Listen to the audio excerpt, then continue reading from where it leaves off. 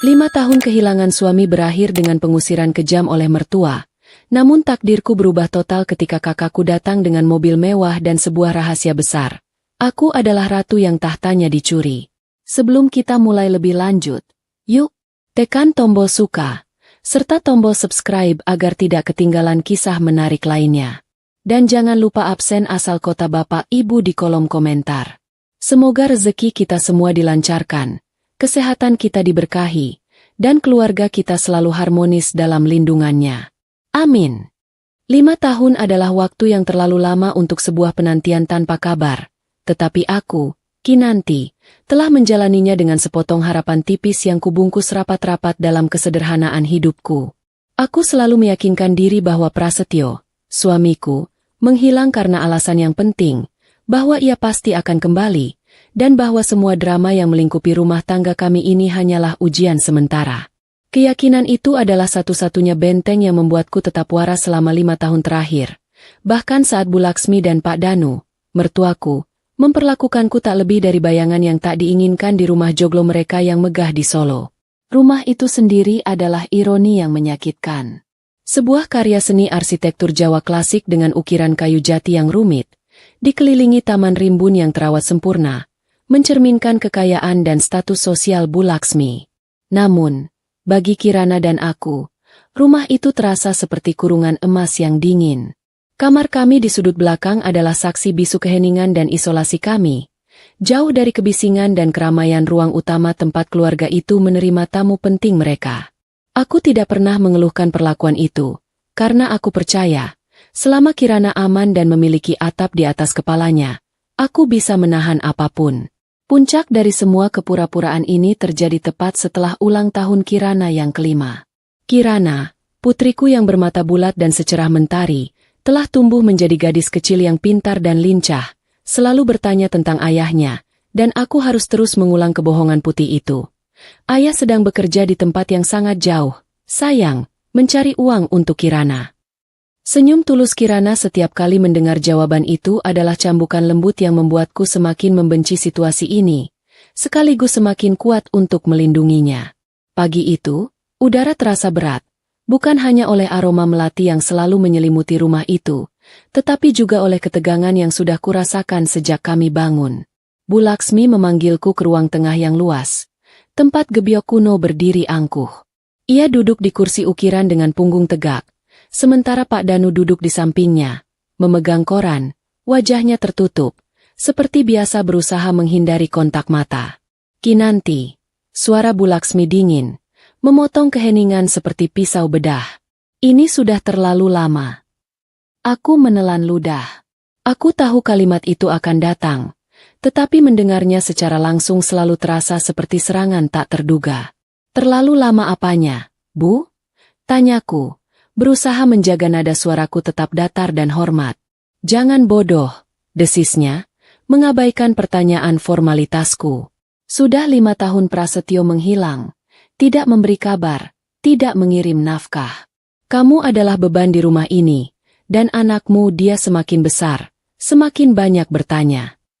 Aku memejamkan mata sejenak, menahan lonjakan emosi yang ingin kuluapkan. Aku sadar, Kirana yang semakin besar membuat rencana mereka menjadi semakin mendesak. Aku tahu bahwa mereka tidak pernah benar-benar mencintai Kirana sebagai cucu. Dia hanyalah sebuah kunci, sebuah hitungan mundur. Ini rumah kami, lanjut Bu Laksmi. Suaranya naik 1 oktav, penuh dengan nada perintah. Kamu tidak punya hak lagi di sini. Prasetyo sudah menceraikanmu. Secara agama, sudah lama. Kami memberimu waktu sampai hari ini. Suratnya mana? Tanyaku lirih. Mana surat cerai resmi? Prasetyo tidak pernah mengatakan apapun.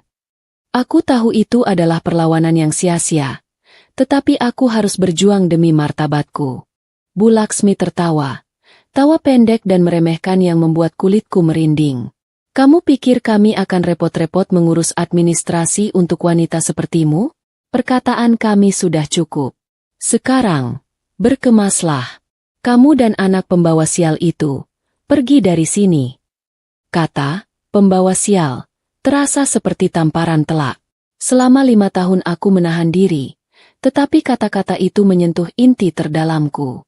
Aku menatap Pak Danu, mencoba mencari secuil belas kasihan, tetapi ia hanya menatap kosong ke koran di tangannya, pengecut, seperti biasa. Baiklah, Bu, kataku. Suaraku tiba-tiba menjadi sangat tenang, yang justru mengejutkan Bu Laksmi. Aku akan pergi. Tetapi ingat ini, Bu. Tuhan melihat semuanya, dan apapun yang kalian sembunyikan, kebenaran akan selalu menemukan jalannya. Bu Laksmi tidak menjawab, hanya memberikan sinyal kepada seorang pelayan. Beberapa saat kemudian, 2 orang pelayan datang membawa koper usangku dan sebuah tas kanvas kecil berisi pakaian Kirana. Koper itu dilemparkan begitu saja di depan kakiku, seolah-olah barang-barang kami adalah sampah. Aku berbalik dan berjalan ke kamar Kirana. Gadis kecilku sedang asyik mewarnai di lantai, menggambar bunga-bunga berwarna cerah. Melihatnya, hatiku terasa perih, tetapi juga membara dengan kekuatan. Sayang, kataku, berjongkok dan memeluknya erat. Kita pergi dari sini, ya? Kita cari petualangan baru. Kirana mendongak dengan mata polos. Petualangan apa, Bu? Apakah kita akan naik kereta api? Aku tersenyum tipis. Mungkin. Atau mungkin kita akan naik bus yang besar sekali. Memeluk Kirana di satu lengan, aku mengambil tas kanvas dan menyeret koper yang sudah usang itu keluar. Langkahku terasa berat. Setiap sendi tubuhku terasa sakit karena beban emosi yang kutanggung. Aku melangkah melewati pintu utama. Bu Laksmi dan Pak Danu berdiri di ambang pintu, seperti 2 algojo yang puas melihat korbannya dieksekusi. Aku tidak menoleh. Aku tahu jika aku menoleh, aku mungkin akan menangis atau berteriak. Aku hanya berjalan lurus, menyeret koper itu di atas lantai marmer yang mengkilap. Suara roda koper yang berderit memecah keheningan pagi. Ketika aku sampai di gerbang besi besar, aku mendorongnya sekuat tenaga. Langkahku terhenti begitu berada di luar gerbang. Di depanku terbentang jalanan perumahan elit di Solo. Sepi, dengan rumah-rumah mewah yang berdiri angkuh di belakang pagar tinggi. Kontras antara rumah-rumah itu dan diriku, seorang wanita berhijab sederhana, menggendong seorang anak, dan menyeret koper usang, terasa begitu menyedihkan. Aku memutuskan untuk duduk di trotoar, di bawah pohon beringin tua yang rindang, untuk menenangkan Kirana yang mulai rewel. Aku mengeluarkan botol minum kecil dan memberikannya kepada Kirana. Kita mau kemana, Bu? Tanya Kirana setelah minum. Aku menghela napas. Pertanyaan yang sama.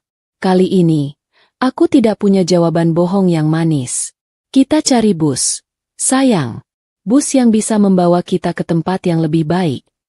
Aku menyandarkan punggungku ke batang pohon, mencoba mengendalikan napas. Kehancuran, keputusasaan, dan kemarahan bercampur menjadi satu adukan pahit di perutku. Inilah titik terendah.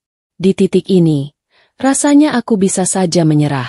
Tiba-tiba, ada getaran kecil, sebuah jeda yang kubutuhkan. Aku melihat Kirana sedang mencoba mengeluarkan mainan favoritnya. Boneka kain lusuh yang hanya berupa potongan-potongan kain perca, dari tas kanvas. Boneka itu tersangkut, dan wajah Kirana terlihat serius. Lidahnya sedikit menjulur keluar, fokus mencoba menarik boneka itu.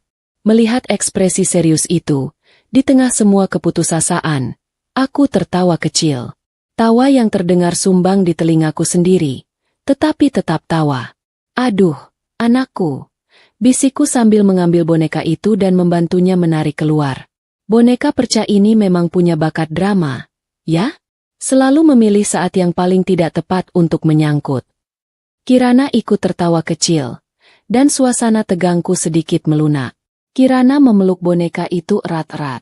Ya, ini dia. Inilah jeda yang kubutuhkan. Humor kecil ini, yang muncul dari kepolosan seorang anak, adalah pengingat bahwa meskipun aku kehilangan segalanya, aku tidak kehilangan alasan terpentingku untuk hidup. Aku memutuskan untuk berdiri, mengambil koper itu, dan berjalan menuju jalan utama untuk mencari halte bus. Aku harus pergi, cepat. Aku tidak mau berada di dekat rumah joglo itu lebih lama lagi.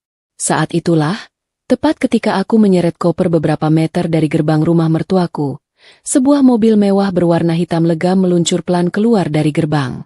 Mobil itu adalah mobil keluarga mereka, yang biasanya dipakai Pak Danu untuk urusan bisnis. Aku mencoba memalingkan wajah, tidak ingin melihat mereka.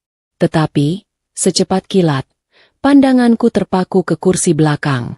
Jantungku serasa berhenti berdetak. Seluruh dunia di sekitarku terasa membeku. Di kursi belakang itu, duduklah Prasetyo. Bukan Prasetyo yang kubayangkan menghilang jauh di negeri seberang. Bukan Prasetyo yang gagah. Pria itu tampak kurus, matanya cekung, dan wajahnya pucat pasi, seperti mayat hidup. Tatapannya lurus ke depan, tetapi ketika mobil itu melewati kami, matanya tanpa sengaja bertemu dengan mataku. Hanya sepersekian detik. Kontak mata yang singkat itu menusukku lebih dalam daripada semua kata-kata Bu Laksmi. Tatapan matanya, itu bukan tatapan kemarahan atau kebencian. Itu adalah tatapan kosong, penuh keputusasaan, ketakutan, dan rasa bersalah yang tak terperikan. Ia tampak seperti tawanan di mobilnya sendiri. Seolah-olah ia adalah boneka tanpa kendali yang sedang digerakkan. Aku melihatnya, dan ia melihatku. Ia melihat Kirana yang berada di pelukanku. Kemudian, seolah baru tersadar, ia membuang muka dengan cepat, menunduk dalam-dalam, menatap lantai mobil, seolah-olah kami adalah hantu yang tidak ingin ia lihat. Mobil itu melaju kencang dan menghilang di balik tikungan jalan, meninggalkan suara deru mesin yang memudar. Aku terpaku, koper itu terlepas dari tanganku dan jatuh ke aspal. Prasetyo tidak menghilang. Dia ada di sana. Kesadaran itu menghantamku seperti gelombang tsunami. Itu berarti, selama 5 tahun ini, ia mungkin berada di rumah itu, atau setidaknya di bawah kendali penuh orang tuanya. Kepergiannya adalah kebohongan. Perceraian itu adalah kebohongan. Tuduhan, pembawa sial, itu adalah sandiwara yang dirancang untuk satu tujuan, mengeluarkanku, dan mengambil alih segalanya tanpa perlawanan. Air mataku, yang kutahan sejak Bu Laksmi menuduhku, kini tumpah tanpa bisa kucegah. Tetapi ini bukan air mata kesedihan. Ini adalah air mata kemarahan yang membara dan penemuan pahit atas sebuah pengkhianatan yang sangat terencana. Aku bukan lagi istri yang menunggu. Aku adalah korban yang baru saja melihat wajah pengkhianatnya. Jahitan di perutku yang terasa perih setelah melahirkan Kirana, kini terasa perih kembali karena beban emosi yang luar biasa. Aku tahu, sekarang pertarungan yang sesungguhnya baru dimulai. Dan aku, Kinanti, tidak akan pernah mundur. Aku akan berjuang. Bukan lagi untuk Prasetyo, tetapi untuk Kirana dan untuk diriku sendiri. Malam ini, aku harus menemukan tempat berlindung. Aku harus menemukan jalan keluar. Aku membungkuk, menahan sakit di punggung dan perutku. Ku ambil kembali koper itu, lalu menggendong Kirana yang mulai kebingungan melihat ibunya menangis, dan berjalan maju, menjauh dari rumah joglo yang kini terasa menjijikan. Aku melangkah ke masa depan yang gelap dan tidak pasti, tetapi di dalam hatiku, bara api balas dendam dan keadilan baru saja menyala. Langkah kakiku terasa berat, tetapi tujuanku kini jelas, bertahan, dan kembali dengan kekuatan yang mereka tak duga. Sore yang seharusnya menjadi saksi kehancuranku justru menjadi titik nol di mana naluri bertahan hidupku kembali menyala. Sekeras batu karang yang takkan tumbang dihantam ombak. Aku meninggalkan Solo hari itu, menaiki bus antar kota yang penuh sesak, dengan Kirana tertidur pulas di pelukanku, seolah ia tidak terganggu sedikitpun oleh kenyataan bahwa kami baru saja kehilangan segalanya. Keputusan pertamaku, dan mungkin yang paling bijak, adalah kembali ke Yogyakarta. Kota yang kukenal sebagai tempat yang lebih hangat dan ramah, jauh dari pandangan angkuh keluarga Prasetyo. Uang yang kumiliki, sisa-sisa dari jatah belanja bulanan yang selalu kuhemat selama 5 tahun di rumah joglo, harus kuatur sedemikian rupa agar cukup untuk modal awal. Malam pertama di Yogyakarta terasa asing dan menakutkan, tetapi Kirana membantuku melewati semua itu. Aku berhasil menyewa kamar kontrakan petak, yang orang-orang Yogya sebut sebagai kost, di sebuah gang sempit pinggiran kota. Kamar itu berukuran 3 kali 4 meter, sebuah dimensi minimalis yang kini harus menjadi dunia kami. Kamar tidur, dapur darurat, sekaligus ruang bermain Kirana. Dinding tripleknya tipis, membuatku bisa mendengar setiap perbincangan, tawa, dan tangis dari kamar sebelah, memberikan ironi yang menyakitkan dibandingkan dengan rumah joglo yang besar namun sunyi. Udara di dalam kontrakan itu selalu pengap, panas di siang hari, dan dingin menusuk di malam hari, tetapi bagi Kirana, ruangan itu adalah keajaiban. Ia berlari ke sana kemari, menunjuk setiap sudut, seolah-olah ruangan kecil itu adalah istana barunya. Kehangatan pertama yang kurasakan setelah berjam-jam ketegangan bukan berasal dari selimut, melainkan dari tawa Kirana yang murni, yang menemukan kebahagiaan dalam kesederhanaan. 3 tahun setelah pengusiran itu adalah sekolah kehidupan yang paling keras bagiku.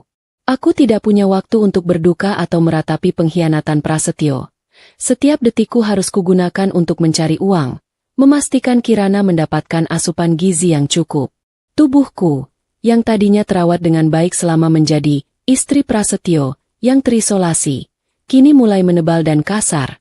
Kulitku menghitam karena sering terpapar panas saat bekerja. Pekerjaan pertamaku adalah menerima jahitan sisa-sisa kain batik dari salah satu pabrik rumahan di dekat kontrakan. Tanganku, yang dulu hanya terbiasa memegang sendok dan mengurus Kirana, kini harus lincah mengendalikan mesin jahit tua yang kubeli secara mencicil. Suara mesin jahit itu menjadi musik malamku. Aku akan menjahit hingga larut, ditemani cahaya lampu pijar yang redup, sementara Kirana tidur di kasur tipis di sebelahku. Setiap potongan kain, setiap jahitan, adalah janji untuk Kirana. Aku tidak akan membiarkan kami kelaparan. Penghasilan dari menjahit itu seringkali tidak cukup, memaksaku untuk mencari pekerjaan tambahan di pagi hari. Aku mulai menjual penganan kecil, kue tradisional, di pasar terdekat. Pekerjaan itu berarti aku harus bangun sebelum subuh, meracik adonan dalam keheningan, dan menitipkan Kirana kepada ibu pemilik kontrakan yang baik hati. Berjualan di pasar bukan hal yang mudah. Aku harus berhadapan dengan persaingan ketat, tawar-menawar harga yang melelahkan, dan pandangan meremehkan dari beberapa pedagang lain. Namun, setiap lembar uang kertas yang kudapatkan, betapapun kecilnya, terasa seperti kemenangan besar. Aku ingat betul suatu pagi, aku harus menjual satu-satunya perhiasan yang kupunya, sebuah kalung perak peninggalan ibuku, demi menutupi biaya dokter Kirana yang demam tinggi. Aku menolak menjual cincin kawin gioku, yang kupakai di jari manis. Bukan karena nilai sentimentalnya, melainkan karena perasaanku berkata, cincin ini adalah penanda, sesuatu yang harus kujaga. Penjual perhiasan itu menawar harga yang sangat rendah untuk kalung perakku, dan aku harus menahan air mata agar tidak tumpah di hadapannya. Lumayan, Mbak, katanya acuh tak acuh. Untuk beli bubur ayam seminggu cukuplah. Aku tersenyum getir, mengambil uang itu, dan berjalan pulang. Ya, bubur ayam seminggu. Itu jauh lebih berharga daripada kenangan perak yang kujual. Setiap pengorbanan kecil itu mengikis sedikit demi sedikit sisa-sisa kebanggaan yang kumiliki, tetapi di saat yang sama, ia membangun kinanti yang baru, kinanti yang lebih tangguh dan berorientasi pada hasil. Kirana tumbuh di tengah keterbatasan itu, tetapi ia tumbuh menjadi anak yang penuh kasih dan pengertian. Ia tidak pernah merengek meminta mainan mahal. Ia puas dengan boneka kain perca yang selalu ia bawa kemana-mana. Namun, seiring bertambahnya usia, pertanyaan tentang Prasetyo mulai berubah. Di usianya yang ke-7, pertanyaannya tidak lagi polos. Ibu, kenapa ayah bekerja sangat lama? Teman-teman Kirana, ayah mereka pulang setiap sore. Aku harus memutar otak, mencari narasi yang lebih kuat, lebih meyakinkan. Ayah sedang menjalankan tugas rahasia. Sayang, tugas negara yang sangat penting. Jadi dia tidak boleh menghubungi kita dulu. Kita harus sabar. Ya. Aku berbohong lagi, dan setiap kebohongan terasa semakin berat. Aku melihat bayangan Prasetyo di mata Kirana, mata yang sama, tetapi tanpa rasa bersalah yang kini ku tahu ada pada Prasetyo. Terkadang, rasa lelah itu benar-benar menggerogotiku. Ada suatu malam, aku jatuh sakit, demam tinggi, dan tidak bisa bangun dari tempat tidur. Aku tidak punya uang untuk membeli obat. Kirana, yang baru berusia 6 tahun saat itu, Dengan sigap mengambilkan air minum untukku dan menyeka dahiku dengan handuk basah. "Ibu, jangan sakit," bisiknya dengan suara kecil. "Kirana janji. Kirana akan jadi anak baik. Ibu harus kuat." Melihat mata Kirana yang dipenuhi kekhawatiran, aku menangis dalam diam. Bukan karena sakit fisik, tetapi karena rasa bersalah yang amat sangat. Aku berjanji pada diriku sendiri saat itu. Aku harus sembuh. Aku tidak boleh tumbang. Kirana adalah kekuatanku, dan aku adalah satu-satunya dunia bagi Kirana. 3 tahun perjuangan itu adalah serangkaian hari-hari yang sama. Menjahit, berjualan, menabung, berbohong, dan bertahan. Aku menjadi ahli dalam menyembunyikan penderitaan di balik senyum, dan menyembunyikan kebutuhan di balik kata, "cukup." Kapanpun ada waktu luang, aku akan duduk di peran kontrakan, membaca koran bekas yang kutemukan, mencoba mengikuti perkembangan dunia, terutama di bidang bisnis dan hukum. Aku tahu, jika aku ingin keluar dari lubang ini, aku tidak hanya harus kuat secara fisik, tetapi juga harus cerdas. Meskipun aku sudah berpisah dari keluarga Prasetyo selama 3 tahun, bayangan pengkhianatan itu tidak pernah hilang. Tatapan kosong Prasetyo di kursi belakang mobil, tatapan ketakutan dan rasa bersalah yang singkat itu, selalu terulang dalam mimpiku. Itu adalah pengingat yang menyakitkan. Ia tidak meninggalkanku karena tidak cinta. Ia meninggalkanku karena kelemahan dan pilihan untuk bersekongkol. Aku tidak lagi menyimpan rasa cinta padanya. Yang tersisa hanyalah amarah dingin yang kusimpan untuk hari pembalasan. Amarah itu adalah bahan bakar yang mendorongku untuk menjahit lebih cepat, untuk tersenyum lebih lebar saat berjualan, dan untuk bangun lebih pagi keesokan harinya. Kami sudah 8 tahun semenjak Prasetyo menghilang dan kini 3 tahun sejak aku dan Kirana hidup terpisah.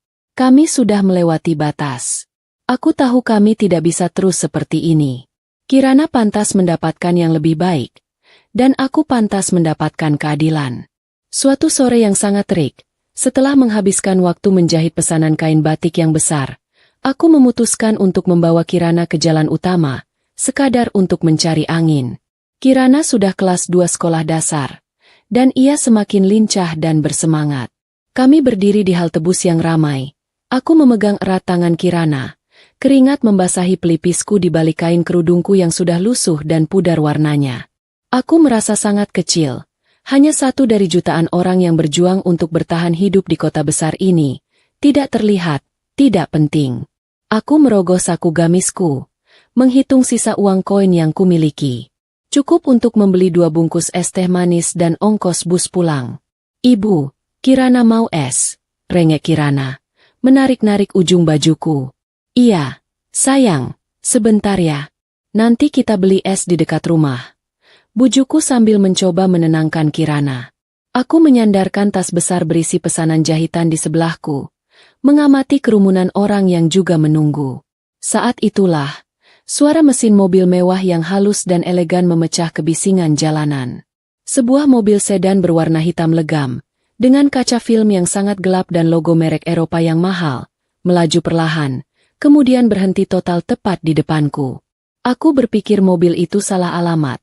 Karena mobil semahal itu tidak mungkin berhenti di halte bus yang penuh sesak. Aku secara naluriah menarik Kirana sedikit ke belakang, memberi ruang agar mobil itu bisa pergi. Namun, jendela di kursi belakang mobil itu perlahan-lahan turun. Aku membeku.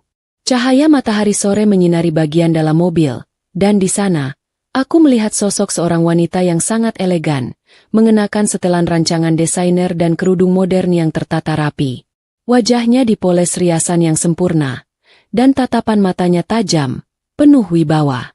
Wajah itu, meski kini terlihat jauh lebih mewah dan berkelas, adalah wajah yang kukenal sejak kecil. Wajah yang kurindukan. Wajah yang pernah menjadi tempatku berbagi rahasia masa kecil. Matanya melebar, menunjukkan keterkejutan yang nyata saat menatapku dan Kirana yang lusuh. Ada keterkejutan, ketidakpercayaan, dan kemudian, amarah yang membara. "Kinanti." Suara wanita itu terdengar tajam, penuh otoritas, memecah keheningan di kepalaku. Jantungku berdebar kencang, seolah baru saja menyelesaikan lari maraton.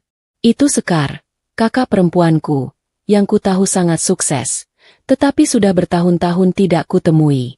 Ia terakhir kulihat di pemakaman ayah dan ibu, jauh sebelum aku bertemu Prasetyo. Sebelum aku sempat merangkai kata, pintu mobil terbuka dari dalam. Aroma parfum mahal dan AC yang sangat dingin langsung menerpa wajahku. Sebuah kontras yang menusuk setelah 3 tahun bergelut dengan keringat dan debu.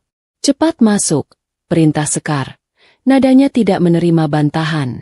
Bawa anakmu. Aku harus memberitahumu sesuatu yang sangat penting. Meskipun bingung dan ketakutan, ada kekuatan dalam suara Sekar yang membuatku patuh. Aku menggendong Kirana dan menyeret koper usangku, melangkah masuk ke dalam kemewahan yang tiba-tiba ini, meninggalkan segala kelelahan dan keputusasaan di halte bus yang kini terasa jauh. Pintu tertutup, dan kebisingan jalanan langsung lenyap, digantikan oleh keheningan yang tegang dan aroma yang asing. Aku tahu, babak baru dalam hidupku baru saja dimulai, dan kali ini, aku tidak sendirian.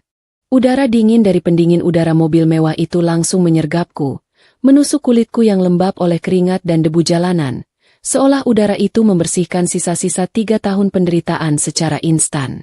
Aku duduk di jok kulit yang lembut, yang terasa kontras sekali dengan kerasnya bangku bus dan kasur tipis di kontrakan.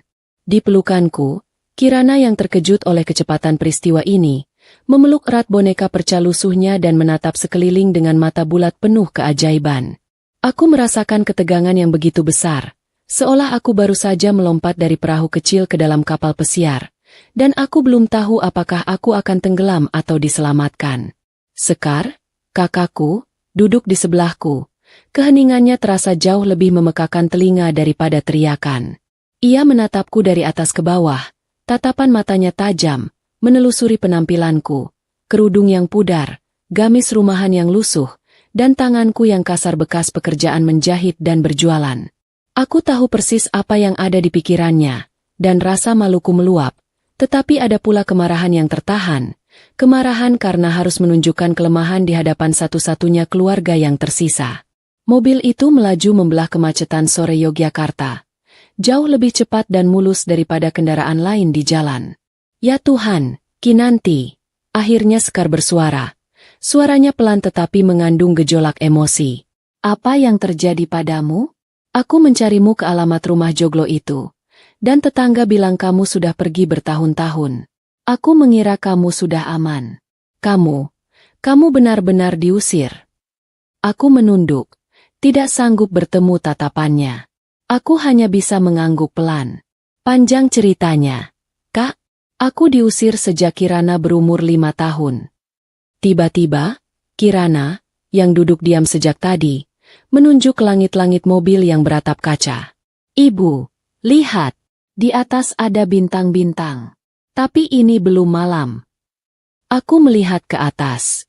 Langit-langit mobil itu dihiasi titik-titik cahaya kecil. Semacam pencahayaan serat optik yang menyerupai langit malam penuh bintang. Aku tersenyum tipis, merasakan jeda kecil yang menenangkan. Kirana, di tengah kemewahan yang ia temukan, justru menemukan kesenangan dari ilusi bintang buatan. Aku harus mengakui, sentuhan humor dari alam semesta ini membuatku sedikit rileks. Sekar, yang juga terdiam sejenak melihat reaksi polos Kirana, menghela napas panjang, kemudian raut wajahnya kembali mengeras. Ia tidak melanjutkan pertanyaan tentang penderitaanku. Baiklah, tidak penting sekarang, katanya cepat. Nadanya kembali ke mode bisnis yang mendominasi. Aku tidak punya waktu untuk drama air mata. Aku baru mendarat pagi ini, langsung dari Bali. Ada hal yang jauh lebih penting yang harus kusampaikan sebelum terlambat. Jantungku berdebar semakin kencang. Aku tahu, nada suaranya itu membawa beban yang lebih besar daripada sekadar kabar biasa. Ini pasti ada kaitannya dengan Prasetyo atau pengusiranku. Sekar mencondongkan tubuhnya, menatap lurus ke mataku. Ini tentang ayah dan ibu. Mendengar nama orang tua kami yang telah meninggal 8 tahun lalu disebut dalam situasi setegang ini membuat bulu kuduku berdiri. Aku hanya mengenang mereka sebagai sepasang suami istri sederhana yang berjuang keras, yang meninggal dalam kecelakaan mobil. Aku ingat betul, Mereka hanya meninggalkan rumah kecil yang kemudian kujual untuk biaya kuliah dan modal pernikahanku. Aku selalu mengira mereka adalah orang tua yang biasa saja, pekerja keras, tetapi tidak pernah kaya raya. Ada apa dengan mereka, Kak? Bisikku. Suaraku tercekat. Mereka sudah lama tiada. Sekar menggeleng. Itu benar. Tetapi mereka meninggalkan sesuatu yang tidak pernah kamu ketahui. Sesuatu yang menjadi alasan kenapa aku pulang ke Indonesia secara mendadak. Aku hanya bisa menunggu.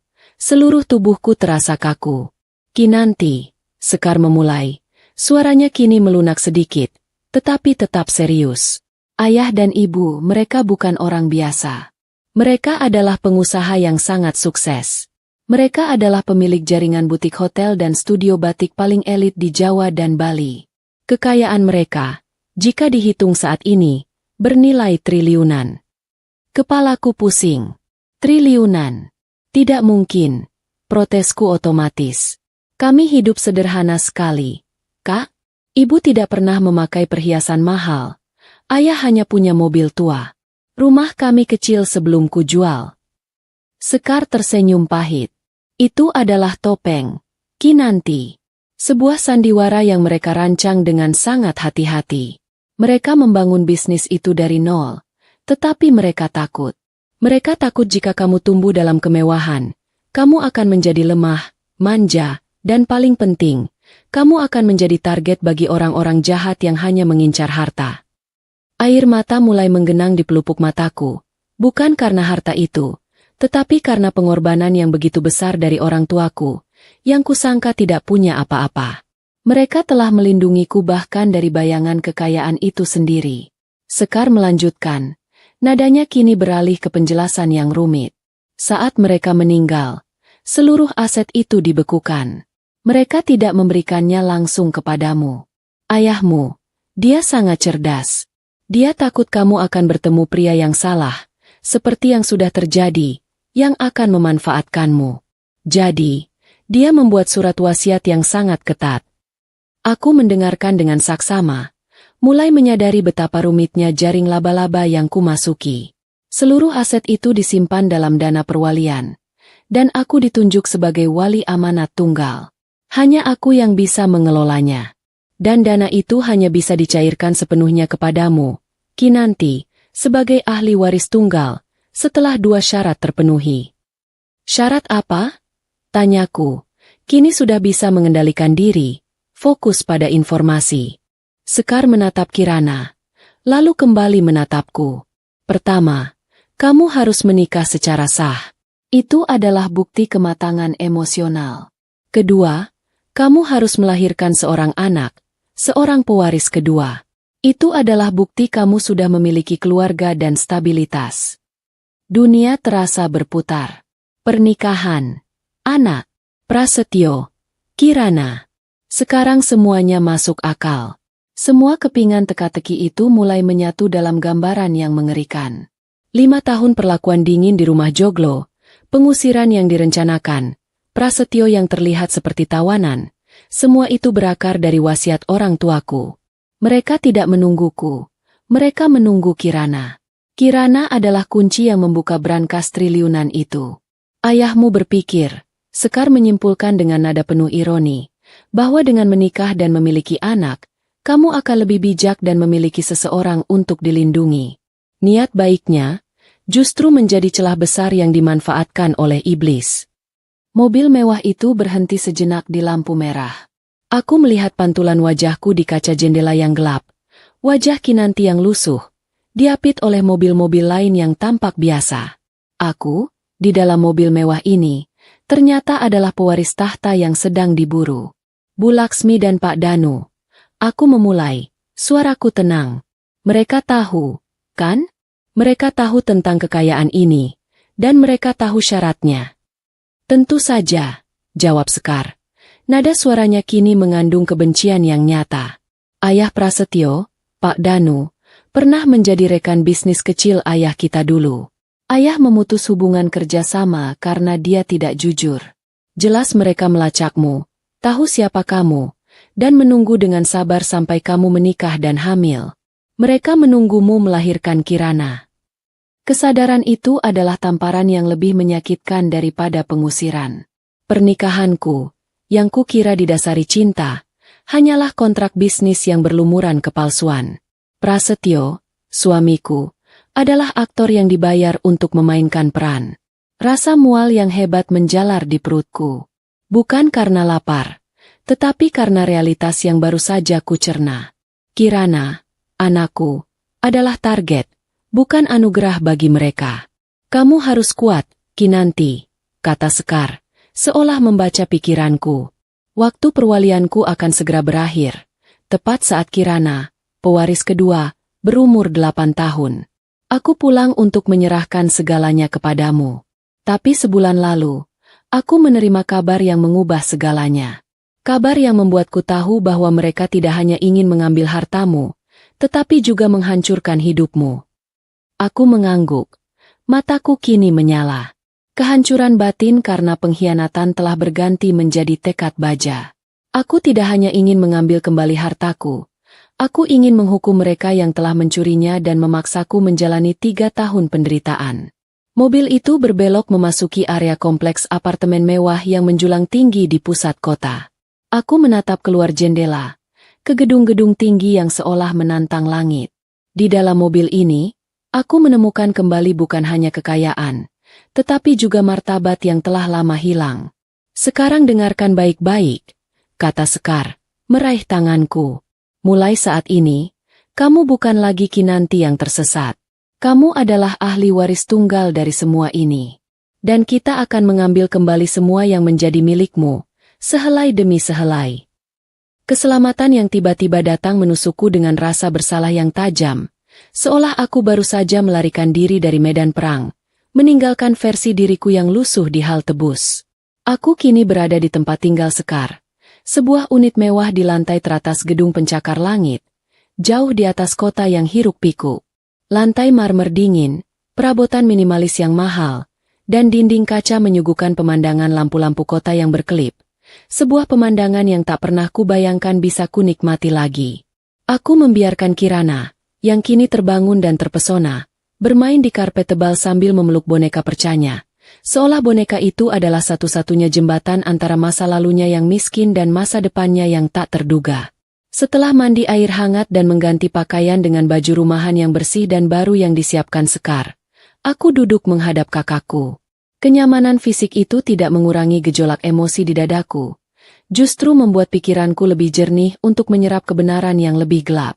Sekar menatapku, matanya kini dipenuhi kesedihan bercampur amarah yang terkendali. Duduk di sini, kamu aman, Kinanti, katanya, menyerahkan secangkir teh hangat yang aromanya menenangkan. Sekarang, kita bicara tentang apa yang terjadi 3 tahun lalu. Aku mendengarkan Sekar bercerita tentang kejahatan yang melampaui batas kewajaran. Tidak lama setelah Bu Laksmi dan Pak Danu mengusirku dari rumah joglo, mereka melancarkan serangan hukum. Mereka mengajukan permohonan pencairan dana darurat dari bank, menggunakan surat kuasa yang dipalsukan dengan tanda tanganku. Mereka mengira aku akan hancur dan menghilang tanpa jejak. Namun, pengkhianatan mereka tidak berhenti di situ. Bagian paling kejam dari rencana mereka adalah pengajuan surat keterangan medis palsu dari seorang dokter jiwa. Surat itu menyatakan aku, Kinanti, mengalami depresi pasca melahirkan yang parah, tidak stabil secara mental, bahkan gila, dan tidak sanggup mengurus diri sendiri apalagi mengelola harta. Tujuannya adalah jelas. Dengan melabeli aku sebagai tidak waras, mereka dapat mengambil alih perwalian Kirana, pewaris kedua, dan melalui Kirana, mereka bisa mengontrol seluruh warisan triliunan itu. Pikiranku berputar, bukan karena sakit hati, tetapi karena amarah yang membeku. Gila, mereka tidak hanya mencampakkanku ke jalanan, mereka mencoba merampas kewarasanku, menghapus keberadaanku, dan mengambil hak asuh Kirana. Tindakan itu melampaui keserakahan. Itu adalah kejahatan yang terstruktur. Tentu saja upaya mereka gagal total, kata Sekar, meneguk tehnya dengan tenang. Mereka tidak tahu bahwa aku, sebagai wali amanat utama, memiliki kuasa mutlak. Aku segera menghubungi pengacaraku, dan bank langsung memblokir semua upaya pencairan. Mereka panik. Kinanti. Mereka hanya berhasil mengambil sedikit uang receh, tabungan pribadimu dan Prasetyo, dan hasil penjualan rumahmu. Itulah mengapa mereka membuangmu ke jalanan. Mereka takut kamu sadar dan menuntut hakmu. Aku merasakan lega yang tipis, bercampur dengan rasa sakit yang dalam. Lega karena Sekar ada, dan sakit karena menyadari betapa sendirinya aku saat itu. Mereka bodoh, kata Sekar, menggeleng pelan. Mereka fokus pada pemalsuan dokumen dan tipu daya yang rumit, padahal mereka melewatkan lapisan keamanan terakhir yang paling sederhana, yang dirancang oleh ibumu. Mataku mengerut. Aku tidak mengerti. Keamanan apa lagi? Ayahmu mendirikan kerajaan ini, tapi ibumu yang melindunginya, jelas Sekar. Ibumu selalu punya firasat dan ketakutan akan pengkhianatan. Untuk mengaktifkan dana perwalian, dibutuhkan 3 kunci terpisah. Pertama, persetujuan mutlak dariku sebagai wali. Kedua, verifikasi biometrik, yaitu sidik jarimu, yang tidak bisa mereka palsukan. Dan yang ketiga, kunci terpenting, kunci final. Sekar berhenti sejenak, membuatku menahan napas. Aku mencoba berpikir keras. Adakah benda rahasia yang pernah diberikan ibuku? Tidak ada. Hanya cincin kawin giok dan beberapa helai kain batik yang sudah kujual. Apa itu, Kak? Tanyaku.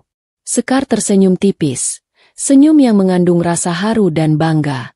Ia menunjuk ke arah jari manisku. Lihatlah apa yang selama ini kamu kenakan, Kinanti. Cincin kawin giok MU. Aku refleks menyentuh cincin giok sederhana berwarna hijau pekat itu. Benda yang tidak pernah kulepas. Bahkan saat aku harus menjual kalung peraku demi obat Kirana. Bagi Prasetyo dan keluarga mertua, cincin itu hanyalah perhiasan murah tak berharga, sebuah kenangan yang tidak penting. Coba kamu perhatikan baik-baik di bawah cahaya lampu. Instruksi Sekar. Aku mendekatkan cincin itu ke lampu meja. Aku membolak-baliknya.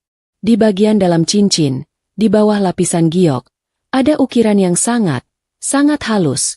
Hampir tidak terlihat oleh mata telanjang. Itu bukan ukiran biasa. Itu bukan sekadar cincin, Kinanti, bisik Sekar. Itu adalah segel. Di dalamnya, terukir dengan teknologi laser mikro, sebuah kode alfanumerik yang sangat panjang. Itu adalah nomor rekening induk dari seluruh dana perwalianmu. Tubuhku terasa dingin, namun juga hangat. Aku menatap cincin itu, tidak percaya. Benda yang kusangka hanyalah lambang pernikahan yang gagal, ternyata adalah kunci menuju triliunan. Ibuku telah melindungiku bahkan dari balik kubur. Dia tahu Prasetyo akan serakah, dan dia memastikan bahwa kunci kepemilikan mutlak itu selalu menempel di tubuhku. Disinilah letak humor ironis yang menusuk. Bayangkan saja, Bu Laksmi dan Pak Danu, sibuk memalsukan tanda tangan dan surat dokter gila, menguras tenaga dan uang mereka untuk membuat tipu daya yang rumit, padahal yang mereka butuhkan hanyalah benda sederhana yang tergantung di leherku atau melingkar di jariku. Mereka terlalu serakah dan fokus pada skema besar sehingga mereka melewatkan hal yang paling kecil dan paling pribadi. Betapa bodohnya keserakahan itu. Aku tertawa. Tawa dingin yang terdengar asing di telingaku sendiri. Tawa itu mengandung kepahitan dan rasa bangga yang luar biasa. 3 tahun aku hidup dalam kemiskinan, 3 tahun aku kelaparan, padahal di jari manisku tergantung kekayaan yang tak terbayangkan. Mereka mengira ini cincin murahan, kataku, menggenggam erat cincin giok itu. Mereka tidak tahu, ini adalah tanda tangan mutlak yang tidak bisa mereka tiru. Sekar mengangguk, matanya memancarkan rasa lega. Mereka fokus mencari dokumen kertas. Padahal kuncinya sudah menjadi bagian dari tubuhmu. Sekarang, kamu mengerti. Perjuanganmu selama 3 tahun di jalanan. Rasa sakitmu. Semua itu tidak sia-sia. Kamu teruji. Kamu terbukti kuat. Dan sekarang, waktunya sudah tiba. Aku merasakan kekuatan baru mengalir di tubuhku. Kelelahan yang kurasakan di hal tebus telah hilang sepenuhnya. Digantikan oleh tekad yang membara. Aku tidak akan lagi menjadi Kinanti yang pasrah. Aku adalah Kinanti, pewaris yang dilindungi oleh cinta dan kecerdasan orang tuanya. Apa rencana kita, Kak? Tanyaku. Suaraku kini mantap dan tanpa keraguan. Besok pagi, kata Sekar, menatapku dengan tatapan tegas. Kita akan ke bank. Kita aktifkan warisanmu secara penuh. Kita tunjukkan cincin itu. Dan setelah itu, kita akan berkunjung ke rumah joglo ayah dan ibumu di Solo. Rumah yang sekarang mereka tempati secara ilegal. Aku mengangguk. Tidak ada lagi ketakutan. Hanya ada antisipasi untuk keadilan. Perjalanan ini bukan hanya tentang mengambil kembali harta, tetapi juga mengambil kembali martabat dan hidupku dari tangan-tangan pengkhianat itu. Aku melihat ke arah Kirana yang sudah tertidur pulas di sofa. Boneka perca di pelukannya. Aku berjanji, mulai sekarang, hidupnya akan berubah. Cahaya mentari pagi yang masuk dari dinding kaca penthouse terasa berbeda. Bukan lagi cahaya yang membangunkan di kontrakan sempit, melainkan cahaya yang menuntut sebuah kebangkitan. Aku terbangun dengan tekad yang dingin dan tajam. Sebuah perasaan asing setelah bertahun-tahun hidup dalam mode bertahan. Rasa marahku pada pengkhianatan Prasetyo dan kekejaman mertuaku kini berubah menjadi energi murni, memaksaku untuk bergerak, bukan sebagai korban, tetapi sebagai seorang strategis. Sekar sudah menunggu di ruang makan, dikelilingi dokumen dan laptop. Namun, sebelum kami menyentuh kertas-kertas itu, ia membawaku ke sebuah ruangan yang menyerupai butik pribadi. Di dalamnya tergantung deretan busana formal yang elegan, setelan celana panjang, blazer berkualitas tinggi, dan kerudung sutra dengan warna-warna yang berani namun tetap bersahaja. Semua itu disiapkan Sekar secara kilat, sebuah upaya untuk mengubah cangkang luarku agar sesuai dengan inti baruku sebagai pewaris. Aku menatap koleksi pakaian itu dengan perasaan geli yang bercampur malu. 3 tahun terakhir, pakaian termahal yang kumiliki adalah gamis lusuh yang sudah kujahit ulang berkali-kali. Kini, aku berhadapan dengan kain-kain mahal yang terasa licin dan berat, membuatku kikuk. Ada satu momen, saat aku mencoba mengenakan blus sutra berwarna gading, aku hampir tersandung oleh lipatan kainnya sendiri. Rasanya lucu sekali. Kinanti yang dulu cekatan menjahit, kini kesulitan memakai pakaian yang dirancang oleh orang lain. Sepertinya kain ini harus kuajak bicara dulu, Kak. Bisikku pada Sekar sambil tertawa getir. Dia terlalu sombong, tidak mau bersahabat dengan kulitku yang biasa. Sekar hanya tersenyum tipis, tawa yang langka, tetapi ia mengerti. Perubahan ini tidak hanya fisik, tetapi juga penyesuaian mental. Setelah beberapa jam dihabiskan untuk tata rias dan penataan kerudung oleh asisten Sekar, aku berdiri di depan cermin besar. Aku hampir tidak mengenali bayanganku sendiri. Wanita yang menatap balik itu memiliki kerudung mocha yang membingkai wajahku dengan sempurna. Mataku yang lelah kini terlihat tajam dan fokus, dan blazer putih gading yang ku kenakan terasa seperti baju zirah modern, memberikan kekuatan di bahuku. Ini bukan lagi Kinanti yang rentan di hal tebus. Ini adalah Kinanti, pewaris yang siap menuntut tahtanya. Transformasi fisik hanyalah pembuka. Sisa hari itu dihabiskan untuk sesi intensif yang terasa lebih melelahkan daripada menjahit 10 kodi kain batik. Sekar menjelaskan struktur perusahaan, jaringan hotel butik yang terbentang dari Jawa hingga Bali, dan yang terpenting, ia memaparkan peta kelemahan Bu Laksmi dan Pak Danu. Aku belajar bahwa rumah joglo yang mereka tempati adalah aset peninggalan ayahku yang dibeli sebagai investasi seni, dan sertifikatnya jelas berada di dalam perwalian. Mereka menempati rumah itu secara ilegal, sebuah penyerobotan hak milik yang harus segera kuhentikan. Mereka sudah menikmati rumah dan status palsu selama 3 tahun, kata Sekar, menunjuk sebuah foto rumah joglo di layar. Mereka harus mengosongkannya. Dan kita harus memastikan mereka tidak membawa apapun yang mereka beli dengan uang curianmu. Aku mengangguk, menyerap setiap detail. Pikiran Kinanti yang dulu lemah dan sentimental kini digantikan oleh ketajaman seorang manajer yang fokus pada data dan kerugian. Aku tidak bisa membiarkan emosi mengganggu keadilan. Puncak dari hari itu adalah kunjungan ke bank. Itu adalah adegan yang penuh drama, tetapi kujalani dengan ketenangan yang luar biasa. Kami tiba di kantor bank utama, di mana Sekar sudah mengatur pertemuan dengan direktur utama. Direktur itu, seorang pria paruhbaya yang terkesan dengan reputasi Sekar, menyambut kami dengan penuh hormat. Saat itulah, Aku merasakan kekuatan cincin Gyoku yang sesungguhnya.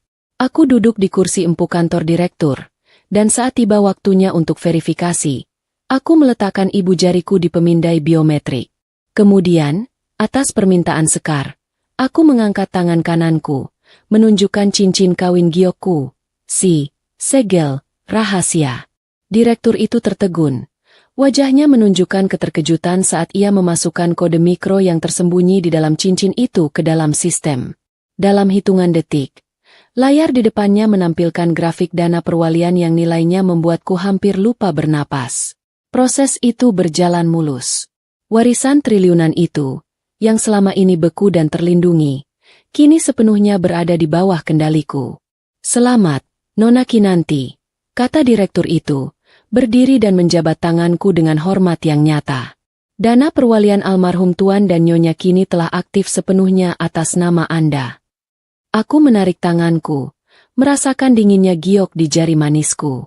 Aku tidak terkejut, aku hanya merasa puas.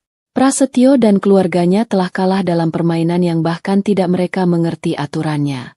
Malam harinya, tim pengacara Sekar datang, dipimpin oleh seorang wanita cerdas dan lugas yang langsung menyusun strategi penyerangan. Kami menyiapkan somasi, surat peringatan hukum yang isinya menuntut Bu Laksmi dan Pak Danu untuk segera mengosongkan rumah Joglo dalam waktu 2x24 jam. Tidak ada negosiasi, perintahku pada pengacara itu.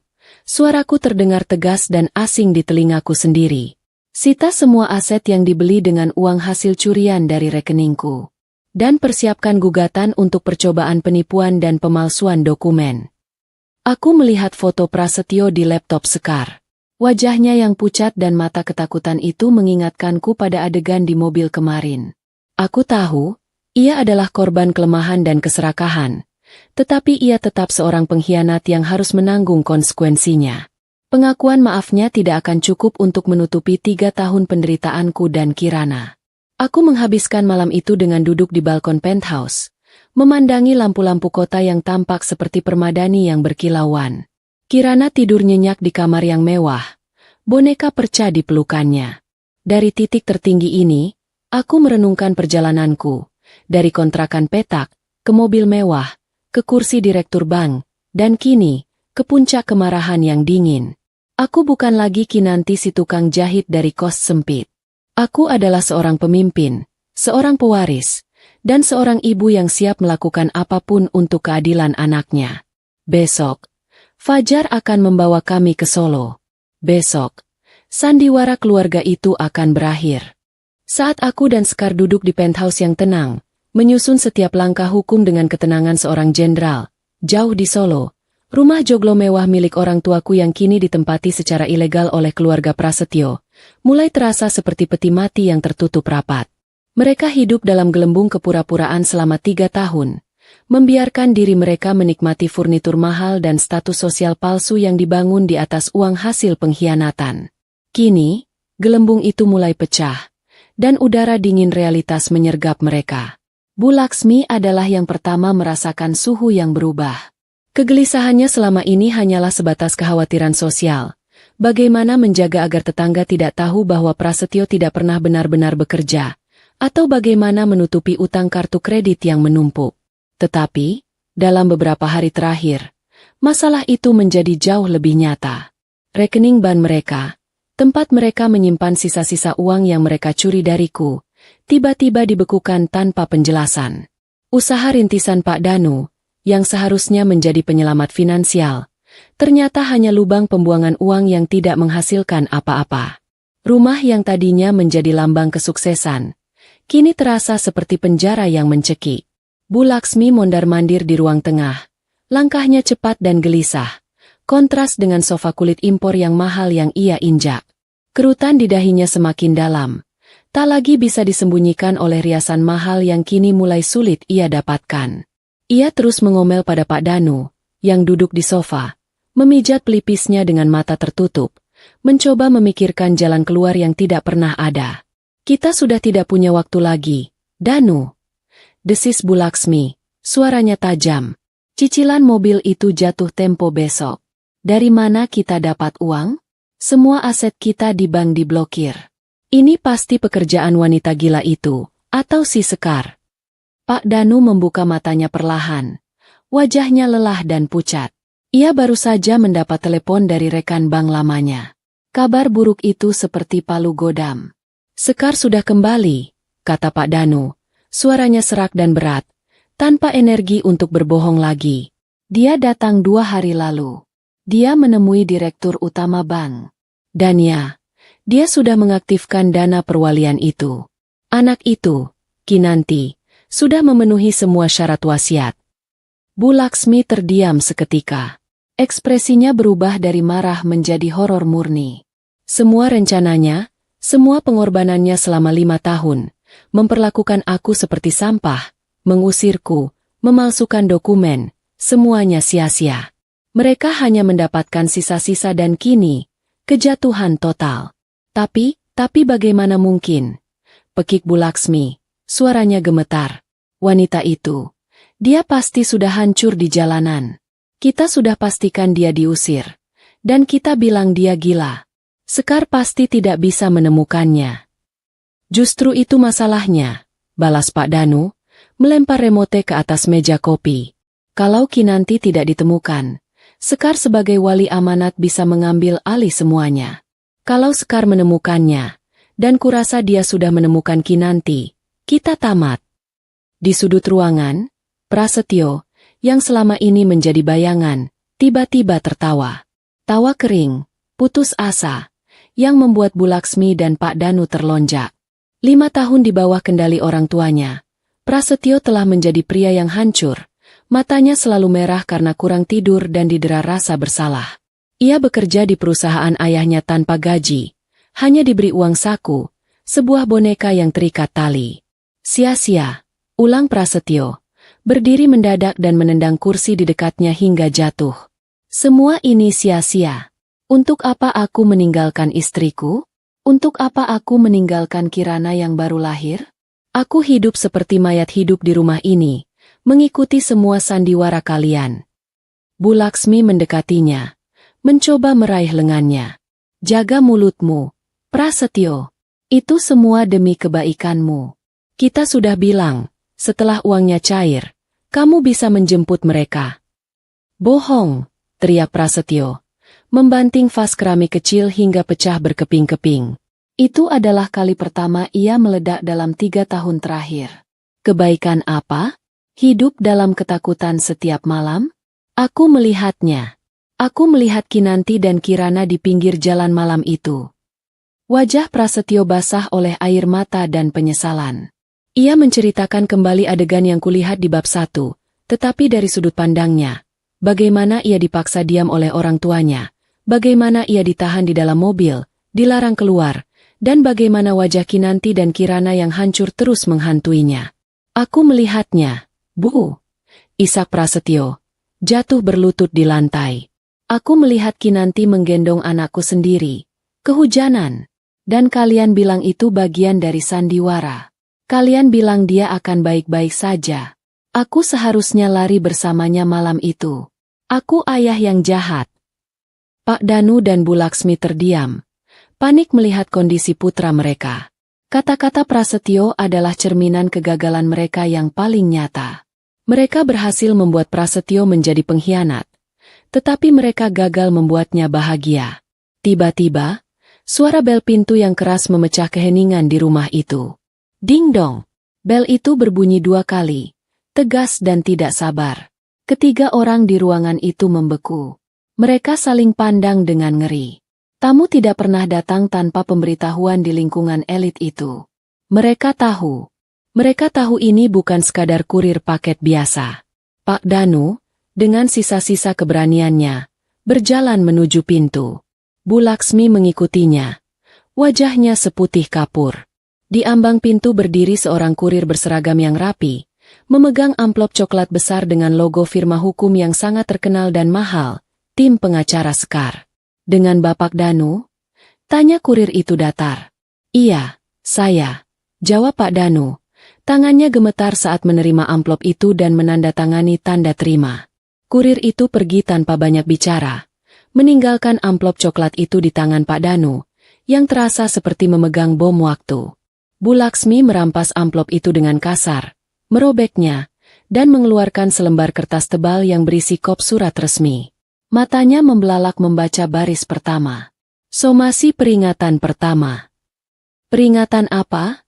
Pekik Bu Laksmi histeris. Pak Danu merebut kertas itu kembali dan mulai membacanya dengan suara tercekat. Suaranya bergetar karena rasa takut yang mendalam. Isinya jelas, lugas, dan menghancurkan. Sehubungan dengan penempatan ilegal atas properti yang beralamat di Jalan Merpati Putih nomor 1, alamat fiktif rumah Joglo, yang hak warisnya telah jatuh secara penuh kepada ahli waris tunggal, Saudari Kinanti. Bu Laksmi menjerit kecil. Kinanti. Mereka menemukannya. Dan ini rumahnya. Pak Danu melanjutkan membaca. Suaranya seperti bisikan orang sekarat. Mereka meminta kita mengosongkan rumah ini dalam waktu 2 kali 24 jam.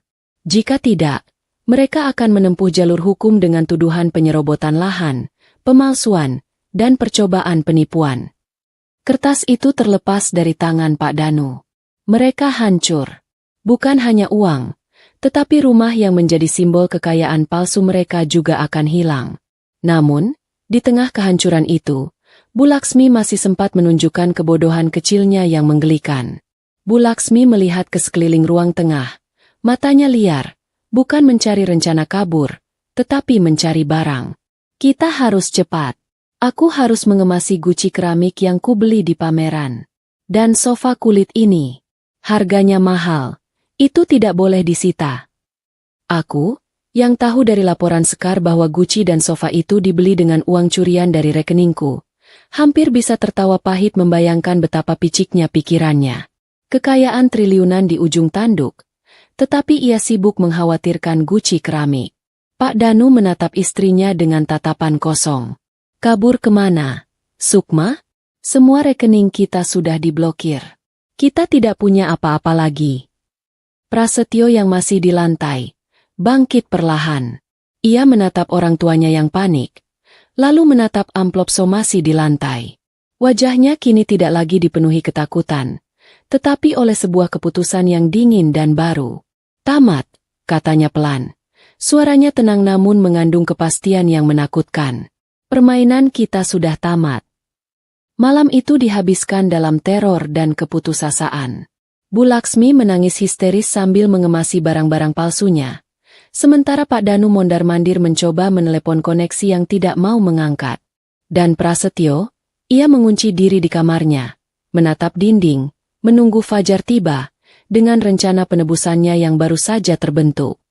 Hari itu, aku kembali menginjakan kaki di Solo, bukan sebagai menantu yang diusir, tetapi sebagai pemilik sah yang menuntut keadilan, dan perasaan itu terasa jauh lebih dingin daripada kemarahan. Mobil mewah yang kutumpangi melaju mulus menuju Jalan Merpati Putih, dan setiap meter yang kutempuh terasa seperti pembalasan atas setiap tetes air mata yang kutumpahkan di trotoar 3 tahun lalu. Di sampingku, Sekar duduk tenang, memberikan beberapa instruksi terakhir kepada pengacara kami. Aku sendiri hanya fokus, menenangkan detak jantungku. Aku tidak boleh goyah. Saat mobil berhenti di depan gerbang rumah Joglo itu, aku melihat pemandangan yang menyedihkan namun memuaskan. Rumah itu tampak angkuh dari luar, tetapi aura kehancuran sudah menyelimutinya. Aku keluar dari mobil, mengenakan setelan blazer dan celana panjang berwarna abu-abu gelap, pakaian seorang pebisnis yang berkuasa. Aku berdiri di sana, di tempat yang sama di mana aku pernah terduduk, menggendong Kirana yang menangis, 3 tahun lalu. Pintu rumah itu terbuka, dan di sana berdiri Pak Danu, hancur dalam kesunyiannya. Wajahnya menua 10 tahun dalam semalam, matanya cekung, dan punggungnya yang dulu tegak kini terlihat membungkuk. Ia menatapku, tatapan yang penuh dengan rasa takut dan rasa bersalah yang tak terhindarkan. Ia tahu siapa aku dan mengapa aku datang. Ia tidak mengucapkan sepatah kata pun, hanya diam di ambang pintu, menghalangi, tetapi tidak mampu melawan. Di belakangnya, Bu Laksmi muncul, dan ia adalah yang pertama mencoba melancarkan serangan. Ia mencoba memainkan kartu terakhirnya. Drama. Ya Tuhan, Kinanti. Pekiknya. Suaranya melengking tinggi, mencoba memaksakan air mata keluar. Ia bergegas maju, kedua tangannya terentang lebar, mencoba memelukku dengan akting yang sangat buruk. "Nak, kemana saja kamu? Ibu dan ayah mencarimu kemana-mana. Kami khawatir sekali, nak." Aku berdiri diam, tidak bergeming. Aku tidak memberinya kesempatan sedikit pun. Aku hanya mengangkat tangan kananku, telapak tanganku menghadap ke depan, gerakan kecil yang sangat tegas, menghentikannya seketika di tengah jalannya. Bu Laksmi membeku, tangannya tergantung canggung di udara. Sandiwara air matanya gagal total sebelum dimulai. "Cukup sandiwaranya, Bu Laksmi," kataku, suaraku datar, tenang, tetapi bergema dengan kekuatan yang baru kutemukan. "Aku datang bukan untuk reuni keluarga. Aku datang untuk mengambil kembali apa yang menjadi milikku, dimulai dengan rumah orang tuaku ini." Wajah Bu Laksmi langsung berubah merah padam. Ekspresi palsu itu terhapus dan digantikan oleh kebencian murni. Tetapi sebelum ia sempat mengeluarkan sumpah serapah khasnya, pengacara senior kami, seorang wanita yang lugas dan efisien, maju selangkah. "Selamat siang, Bapak dan Ibu," kata pengacara itu dengan nada profesional yang dingin. "Kami adalah kuasa hukum resmi dari Nona Kinanti. Surat somasi kami yang kami kirimkan kemarin tampaknya tidak Anda tanggapi dengan serius." Pengacara itu melanjutkan, tanpa jeda. Ia menyerahkan setumpuk dokumen resmi kepada Pak Danu. "Kami memiliki surat perintah pengosongan resmi dari pengadilan, surat sita aset sementara, dan bukti lengkap atas tindak pidana yang telah Anda lakukan, pemalsuan dokumen, percobaan penipuan terhadap lembaga perbankan, dan penyerobotan hak milik." Bu Laksmi mencoba memotong. "Kalian tidak bisa. Ini rumah kami. Kami membelinya dengan uang."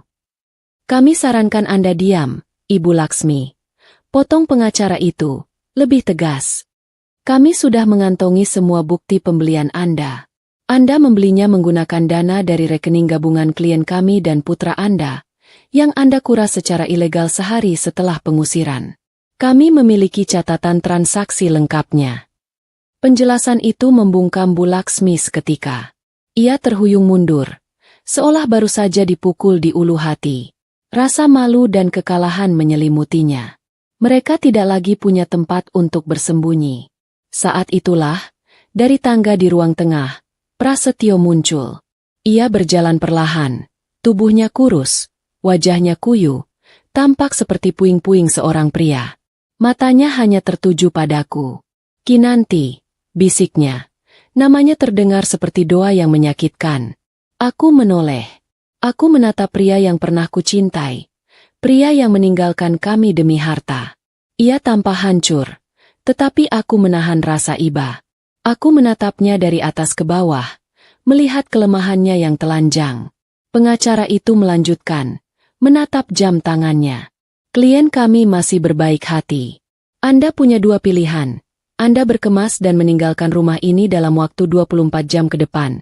Atau kami panggil polisi yang sudah menunggu di ujung jalan untuk menangkap Anda bertiga saat ini juga." Melihat keruntuhan total di mata Prasetyo, aku tahu aku harus berbicara dengannya secara pribadi. Ini adalah bagian terakhir dari babak ini. "Kak Sekar," kataku, tanpa mengalihkan pandangan dari Prasetyo. "Bisakah kalian memberiku waktu 5 menit dengannya?" "Di dalam." Sekar menatapku dengan cemas, tetapi ia mengangguk. "Jangan biarkan dia menyentuhmu." "Dia tidak akan berani," jawabku dengan keyakinan penuh. Sekar dan tim pengacara mundur ke teras. Pak Danu dan Bu Laksmi roboh di sofa mereka, hancur dan tak berdaya. Aku melangkah masuk, meninggalkan pintu utama terbuka lebar, dan berdiri di ruang tamu yang dihiasi perabot curian. Prasetyo berjalan mendekatiku. Langkahnya berat. Ia berhenti sekitar 1 meter di depanku. "Aku minta maaf," katanya. Suaranya serak, air mata mengalir deras di pipinya. Ia mencoba meraih tanganku, tetapi aku menariknya dengan cepat. "Maaf untuk yang mana, Prasetyo?" tanyaku, suaraku dingin. "Aku tidak butuh drama. Aku butuh kebenaran. Untuk berpura-pura mencintaiku demi warisan? Untuk bersekongkol dengan orang tuamu menuduhku gila? Atau untuk membiarkan putrimu sendiri tidur di lantai kontrakan yang dingin selama 3 tahun? Setiap pertanyaanku terasa seperti belati. Prasetyo menggelengkan kepalanya dengan putus asa. Bukan seperti itu, Kinanti. Aku mencintaimu. Aku terperangkap. Mereka mengancamku. Mereka bilang mereka akan hancur. Ayah akan dipenjara karena utang. Aku tidak punya pilihan. Pilihan, kataku, menyela dengan tenang. Kelemahanmu adalah sebuah pilihan, Prasetyo. Kamu memilih orang tuamu daripada keluargamu sendiri. Cintamu tidak terlihat di malam kamu membiarkan ibumu mengusirku. Cintamu tidak terasa saat aku harus memilih antara membeli susu untuk Kirana atau makan malam untukku. Aku maju selangkah, menatapnya lurus-lurus. Kirana memang butuh seorang ayah, tapi dia tidak butuh ayah yang pengecut, yang mengorbankannya demi ketakutannya sendiri. Aku sudah menjadi ibu sekaligus ayah baginya selama 3 tahun, dan kami baik-baik saja. Wajah Prasetyo dipenuhi keputusasaan. Lalu apa yang harus kulakukan, Kinanti? Aku akan lakukan apa saja. Demi Kirana. Tolong, beri aku kesempatan untuk bertemu dengannya. Aku menggeleng. Aku tidak akan memberimu kesempatan kedua, Prasetyo. Tapi aku memberimu pilihan ketiga untuk dirimu sendiri, untuk menebus dosamu. Aku menarik napas. Kamu bisa tetap bersama orang tuamu, tenggelam bersama mereka dalam kebohongan. Atau, kamu bisa mengakui semuanya secara hukum. Bersaksi melawan mereka atas semua kejahatan pemalsuan dan penipuan yang mereka lakukan. Apa gunanya? Tanya Prasetyo, matanya putus asa. Itu tidak akan membuatmu kembali padaku. Itu tidak akan membuatku bisa bertemu Kirana. Aku tersenyum tipis, senyum yang tanpa kehangatan. Itu benar. Itu tidak akan mengubah masa depan kita.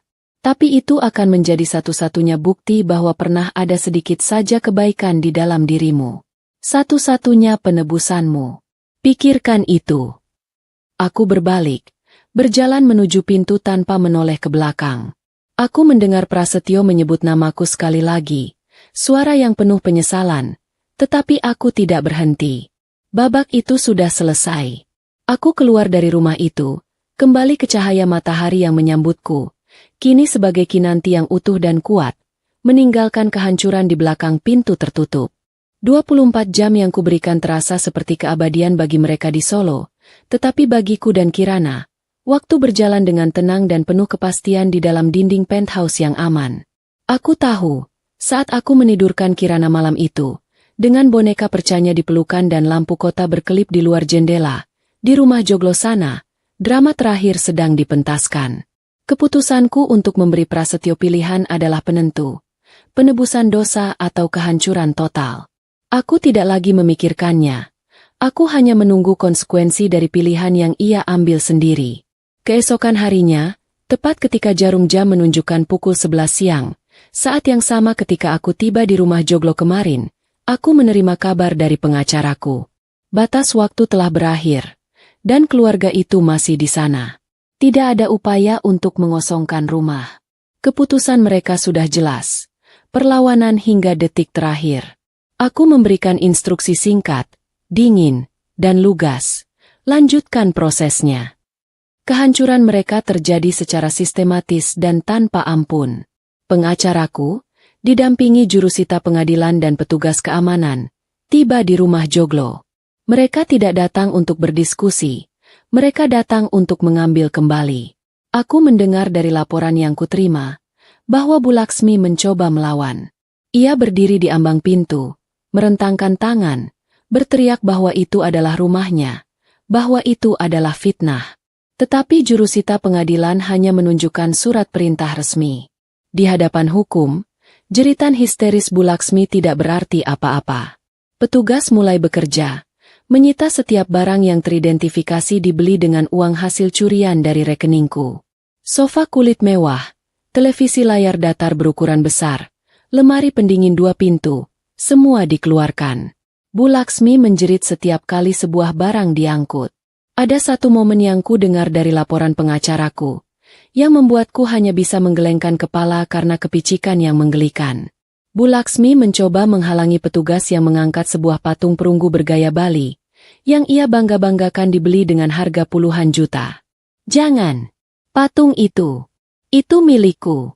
Aku yang membelinya untuk memperindah teras," pekiknya. Pengacaraku dengan tenang menjawab, "Maaf, Ibu. Menurut catatan kartu kredit yang sudah dibekukan, patung ini dibeli menggunakan dana yang bersumber dari rekening klien kami yang Anda kuras secara ilegal." Patung perunggu itu tetap diangkat. Di tengah kehilangan martabat dan kebebasan, prioritasnya masih pada patung curian. Keserakahan mereka benar-benar membutakan. Di tengah kekacauan pengosongan itu, muncul titik terang yang kuharapkan. Prasetyo membuat pilihannya.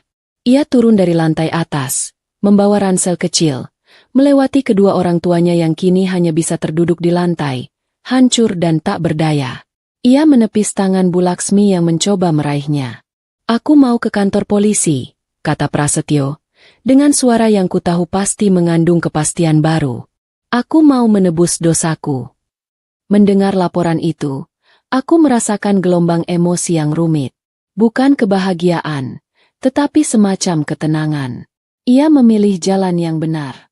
Ia memilih untuk berdiri tegak, mungkin untuk pertama kalinya dalam hidupnya. Keputusannya menjadi paku terakhir di peti mati kasus ini. Dengan kesaksiannya, ditambah semua bukti dari Sekar, kasus penipuan dan pemalsuan dokumen itu menjadi sangat mudah bagi tim jaksa. Beberapa minggu berlalu dengan cepat. Proses hukum berjalan jauh lebih cepat daripada yang kubayangkan, berkat kesaksian Prasetyo. Aku tidak perlu hadir. Sekar dan tim pengacara mengurus semuanya. Aku menghabiskan waktu dengan Kirana, mulai membangun kembali hidup kami yang sempat hilang. Kirana mulai bertanya tentang sekolahnya, tentang pelajaran, tidak lagi tentang ayahnya, dan itu adalah hadiah terbaik yang kuterima. Hari pembacaan vonis tiba, dan aku memutuskan untuk menyaksikan vonis itu dari layar televisi di penthouse Sekar. Aku duduk tenang, mematikan suara, hanya fokus pada gambar di layar. Aku melihat Bu Laksmi dan Pak Danu di ruang sidang. Wajah mereka yang dulu angkuh kini kuyu dan dipenuhi ketakutan. Aku melihat Prasetyo duduk terpisah. Penampilannya lusuh, matanya pasrah. Hakim ketua membacakan putusan. Suaranya terdengar berat dan tegas, tetapi aku hanya mendengarkannya dalam keheningan, mengendalikan napas. Menyatakan terdakwa 1, Bapak Danu, dan terdakwa 2, Ibu Laksmi, terbukti secara sah dan meyakinkan bersalah melakukan tindak pidana persekongkolan jahat, pemalsuan dokumen, dan percobaan penipuan secara berencana. Jantungku berdebar pelan. Aku menunggu hukuman.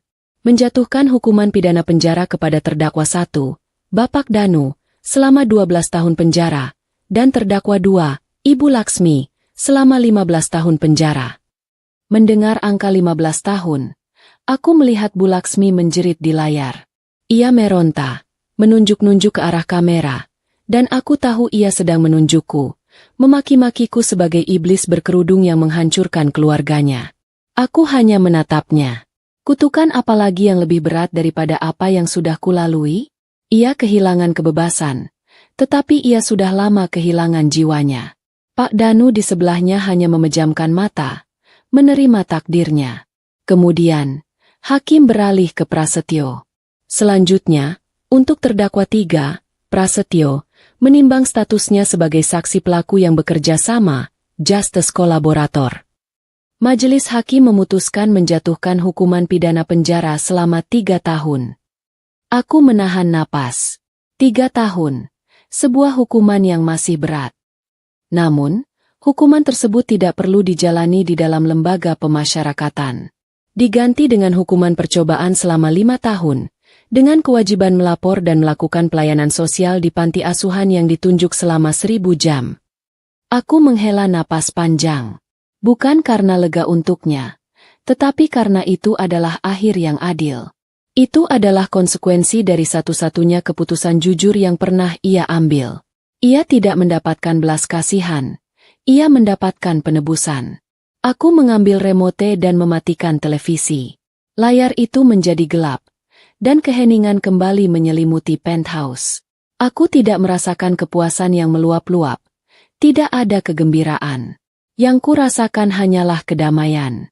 Keadilan telah ditegakkan. Babak itu telah berakhir. Aku berjalan ke balkon, menatap langit. Di luar sana, di lorong pengadilan, para petugas pasti sedang menggiring Bu Laksmi dan Pak Danu menuju mobil tahanan. Dan Prasetyo, ia bebas. Tetapi kini ia harus berhadapan dengan dirinya sendiri, dengan tanggung jawab atas pilihan-pilihannya. Aku tahu, aku harus segera membersihkan diri dan menjemput Kirana. Aku harus kembali ke kehidupanku yang baru, yang kini dibangun di atas martabat dan kebenaran, bukan di atas kebohongan dan penantian yang sia-sia. Suasana di lorong pengadilan hari itu terasa seperti percampuran aroma ketakutan dan keringat yang menyesakan. Tetapi aku berjalan melewatinya dengan langkah yang tenang dan tanpa beban. Vonis telah dibacakan, keadilan telah ditegakkan, dan babak itu telah kututup. Aku tidak menunggu lama. Aku harus segera kembali ke penthouse, membersihkan diriku dari aura negatif tempat itu, dan memeluk Kirana.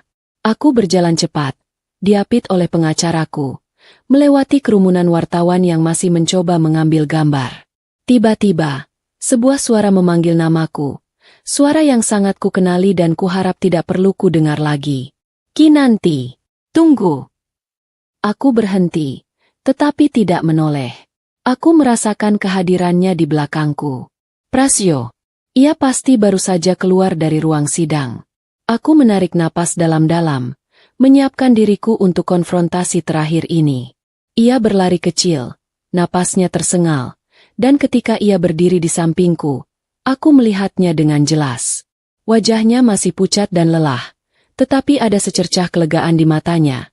Kelegaan karena ia terhindar dari jeruji besi. Beberapa petugas pengadilan mengawasinya dari jauh. Terima kasih, bisik Prasetyo. Suaranya dipenuhi rasa syukur. Aku tahu ini, hukuman percobaan ini. Pengacaramu pasti yang memintanya. Kamu yang memintanya, kan? Aku menatapnya lurus-lurus. Mataku dingin dan tanpa emosi. Aku tidak meminta apapun, Prasetyo.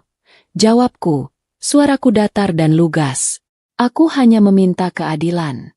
Hukumanmu adalah hasil dari pilihanmu sendiri untuk akhirnya berkata jujur. Itu adalah penebusanmu, bukan dariku. Kata-kataku menamparnya. Senyum tipis di wajahnya segera lenyap.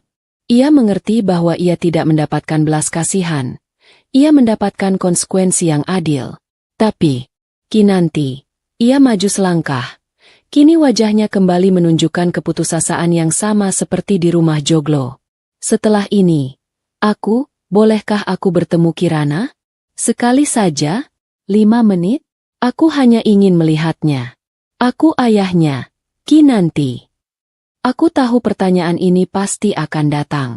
Ini adalah inti dari semua rasa bersalahnya. Dan ini adalah benteng terakhir yang harus ku pertahankan.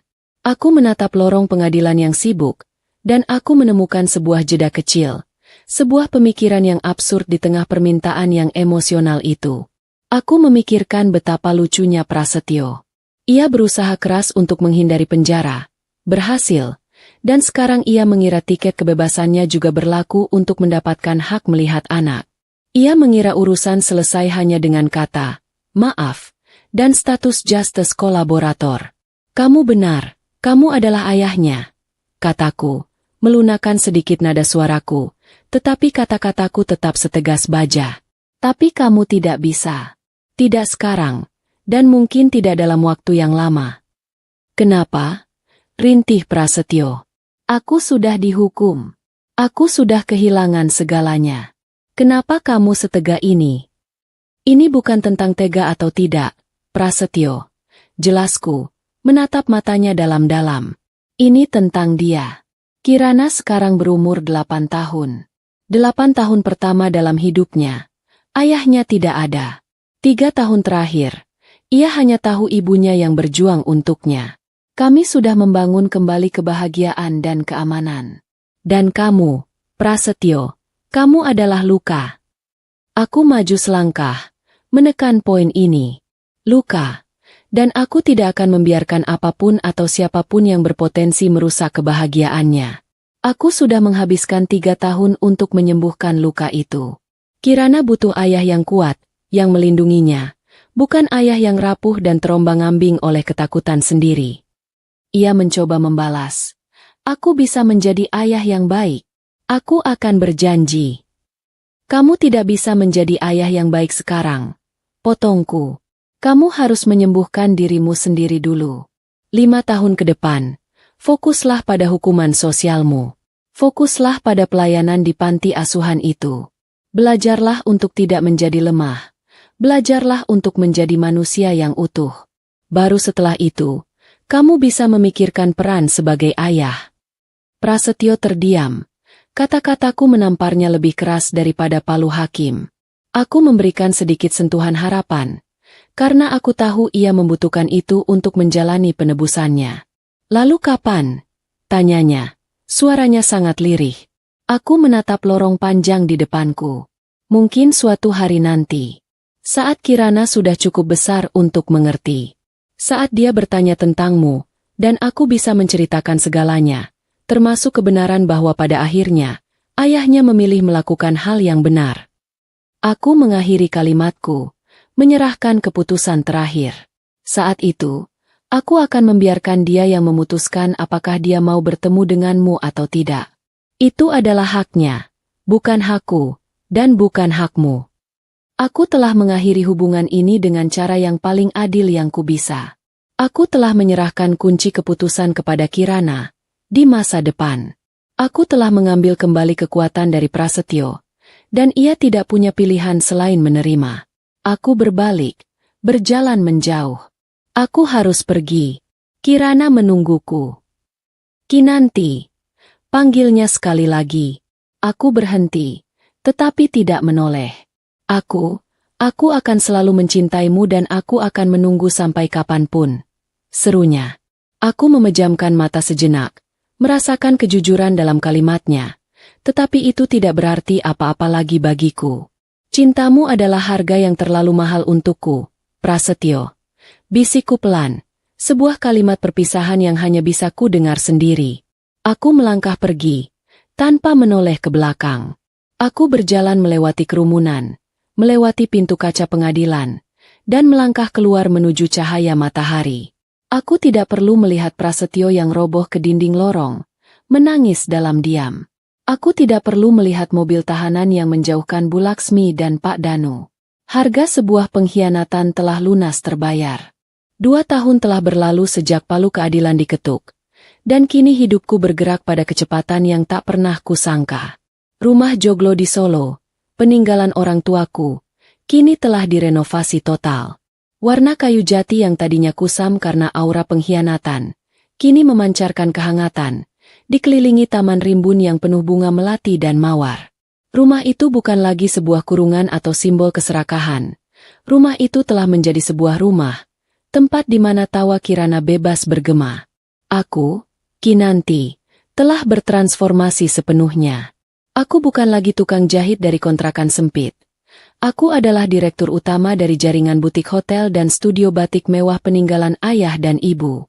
Aku memimpin rapat dewan direksi, berhadapan dengan pria-pria parubaya yang kini menatapku dengan hormat. Kerudung sutra yang ku kenakan terasa seperti mahkota, melengkapi setelan profesional yang kupakai, tetapi di balik penampilan yang berkuasa itu, aku tetaplah Kinanti yang pernah berjuang demi sebungkus bubur ayam. Terkadang, aku harus tertawa kecil saat mengingat betapa jauhnya perubahan hidupku. Aku, yang dulu menghitung uang receh demi membeli beras, kini harus membahas angka-angka triliunan dan rencana ekspansi bisnis ke pasar luar negeri. Ada satu momen lucu, saat rapat dewan direksi yang sangat serius membahas anggaran pemasaran, aku secara tidak sengaja menggunakan istilah dari masa-masa berjualan di pasar. Kita harus, kulak, bahan baku yang lebih murah, bapak-bapak. Kataku dengan nada serius, yang langsung membuat Sekar, yang duduk sebagai penasihat, tersenyum kecil di sudut ruangan. Aku harus menarik napas, meralat istilahku, dan kembali menggunakan bahasa korporat yang kaku. Aku sadar, meskipun aku berpakaian seperti CEO, jiwaku tetap seorang pejuang pasar. Gaya kepemimpinanku dibentuk oleh 3 tahun penderitaan itu. Aku dikenal sebagai pemimpin yang adil, tetapi sangat tegas. Aku memastikan semua karyawan, mulai dari tukang kebun hingga manajer hotel, mendapatkan gaji yang layak, asuransi kesehatan yang memadai, dan lingkungan kerja yang bebas dari tekanan dan ketidakjujuran. Aku ingat betul bagaimana rasanya bekerja keras tanpa penghargaan, dan aku tidak akan pernah membiarkan kekayaan mengubahku menjadi seperti Bu Laksmi. Di sela-sela kesibukan bisnis, Kirana tumbuh menjadi prioritas absolutku. Di usianya yang kini 10 tahun, Kirana adalah gadis kecil yang cerdas, lincah, dan penuh kasih. Ia tidak pernah lagi menanyakan tentang ayahnya. Dunianya sudah lengkap. Ia punya ibu yang kuat. Ia punya Sekar yang ia panggil Tante Manager, karena ia selalu sibuk dengan laptopnya, dan ia punya rumah yang dipenuhi tawa dan cinta. Ia adalah pengingat harian bagiku bahwa kemenangan terbesarku bukanlah di ruang rapat, tetapi di taman belakang. Sementara hidupku dipenuhi cahaya, di sudut lain kota, dan di balik tembok penjara, nasib para pengkhianat itu telah tertulis. Bu Laksmi dan Pak Danu mendekam di sel, menghadapi hukuman belasan tahun. Aku tahu dari laporan sesekali yang kuterima, bahwa mereka tetap tidak berubah. Bu Laksmi masih dipenuhi kebencian, menyalahkan aku atas semua kehancuran mereka, tidak pernah mengakui kesalahannya sendiri. Pak Danu, sebaliknya, hanya diam, hancur oleh penyesalan dan kehilangan martabatnya. Mereka terperangkap bukan hanya oleh jeruji besi, tetapi juga oleh kebencian mereka sendiri, karma yang jauh lebih berat daripada hukuman penjara. Dan Prasetyo, ia menjalani penebusannya dalam kesunyian. Ia menolak tawaran dari teman-teman lama ayahnya untuk kembali ke dunia bisnis. Ia memilih hidup sederhana, jauh dari sorotan dan kemewahan palsu. Ia bekerja sebagai manajer di sebuah kafe kecil di pinggiran kota, menjalankan pelayanan sosial di panti asuhan sebagai bagian dari masa percobaannya. Ia tidak mencoba menghubungiku lagi. Ia menghormati batasan yang kutetapkan. Ia memilih untuk menumbuhkan kembali kejujuran dan martabat yang telah lama hilang. Suatu sore, saat aku sedang bersiap untuk pulang, aku melihat sebuah majalah bisnis tergeletak di meja kantorku. Di halaman sampul, ada fotoku, dengan judul besar, Ratu Batik dari Jogja yang bangkit dari nol. Aku tersenyum tipis. Kemudian, aku memikirkan Prasetyo, yang pasti pernah melihat majalah ini di kafe tempat ia bekerja. Aku harap, melihatku berdiri tegak sebagai pemenang memberinya motivasi, bukan lagi rasa sakit. Aku pulang ke rumah Joglo tepat waktu, saat matahari mulai terbenam, mewarnai langit dengan warna emas dan ungu yang indah. Aku melepaskan blazerku, berjalan ke taman belakang. Tawa Kirana menyambutku. Ia sedang bermain ayunan yang baru kupasang. Rambutnya berayun bebas. Lebih tinggi, Ibu. Lebih tinggi. Serunya. Tawanya renyah dan bahagia. Aku mendorong ayunan itu sambil tersenyum, menatapnya, sumber kekuatan dan kebahagiaan sejatiku. Aku merenungkan perjalananku, dari trotoar yang dingin, ke kontrakan sempit, hingga kini berdiri di taman rumahku sendiri sebagai seorang pemimpin. Aku menemukan kekuatan bukan pada harta atau pada seorang pria, tetapi pada ketahanan diriku sendiri dan pada cinta yang tak pernah bertepuk sebelah tangan dari Kirana. Hidupku tidak sempurna.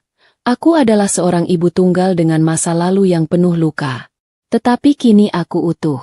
Aku kuat. Aku telah mengambil kembali bukan hanya warisan, tetapi juga hidup dan martabatku. Fajar yang baru telah tiba untukku dan Kirana. Dan kali ini, langit kami cerah, tanpa awan pengkhianatan yang menggantung.